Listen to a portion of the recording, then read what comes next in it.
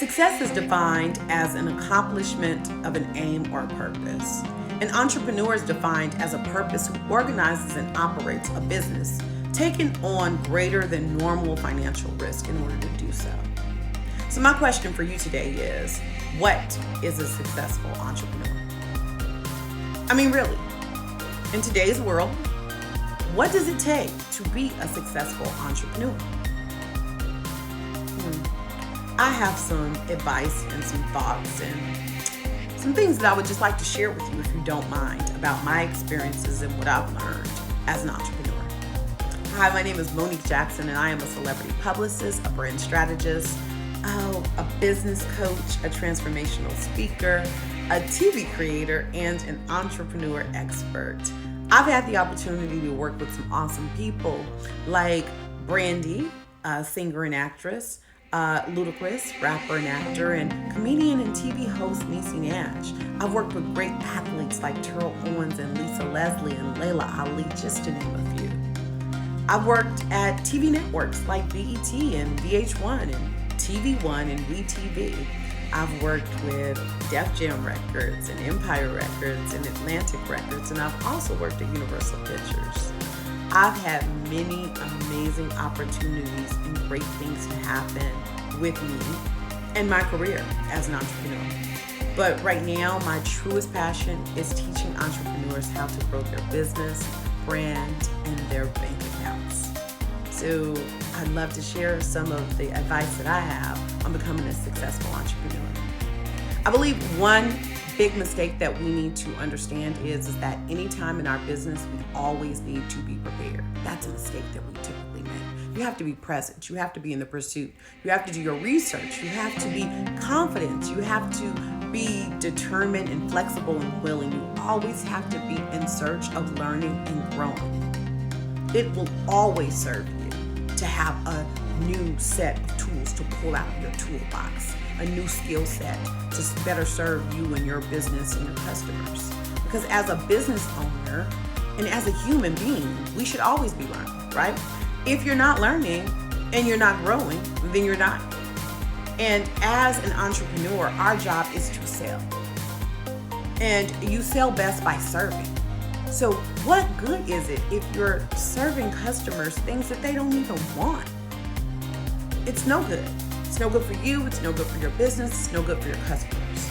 I believe it's always healthy and smart to assess and analyze what's working and what's not working, and find a new skill set to learn and adjust, in your business if it's not working.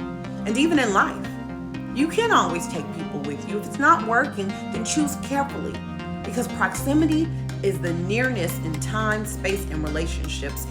And so the company that you keep around you is a vital component when shaping who you are, not just becoming, but who you are right now. Do you understand that the time that you spend with someone or the people that you associate yourself with speaks volumes on who you are and what you believe about yourself? Everyone wants to be on a winning team, but not everyone is willing to do what it takes to stay winning. So assess and analyze and put yourself around winners, and when you're on that winning team, know this, that everyone is expecting you to keep doing your part to win. So you do have to believe in yourself, and you have to know that you deserve that spot on the winning team. And if you know that you deserve the spot on the winning team, in business and in life, you'll never settle for the losing team, whatever that is, right? So just being in that proximity with the winners and having the advantage to be able to look to your left and look to your right and pull inspiration from people when you need it, right? To be able to tap into their resources and to even exchange information and talents. It will elevate you in all areas of your life. But it all starts with you having that deep desire inside to want more, to be more, that you have to believe that you deserve more, right? That's when you step into your greatness. That's when you step in. Don't hold on to your past. Don't let your past hold you to your pain in the present, right? Turn that into your purpose and let that elevate you. Everyone has a story, right? So everyone's dealt with heartache and pains and struggles and loss at some point. Even a baby who's newly birthed into this world is dealing with the loss of the comfort of his mother's womb. So you're not by yourself. But the beauty of the pain in your story, right? And if you focus on that purpose, so if you take the pain and the purpose, it'll put you in a position to win. Because only you have lived it. Only you have experienced it the way that you have. The way that you have. And so that makes you valuable because only you're able to tell your story that way. Which means that in return, only you are able to reach certain people in a special way. So you have to remember, as entrepreneurs, we're in business. And whether we are, whether we stay in business or not, is based on how we serve. We have to serve as humans. And what better way than to say, I see you, and I hear you, and I feel you, and I am you, and I am the hope for you. You can do all of that and more by sharing your trials and tribulations, sharing your pain, sharing your purpose with your audience. We are all looking for a connection with someone who cares. So you have to be there for your tribe. Learn how to get inside of yourself and find that yes. You see, your mindset is what's going to motivate you. That's there for you. You have to take a deep dive into who you are and get really honest with yourself and challenge yourself with all the love, all the love in this world. Stop lying to yourself and start believing in yourself. Ask yourself a series of questions. Look yourself right in the mirror and begin to see what God intended for you to be. And once you start seeing that, there's no turning back. Once you see how great you really are, you'll move through this world accordingly. You'll move through your life accordingly.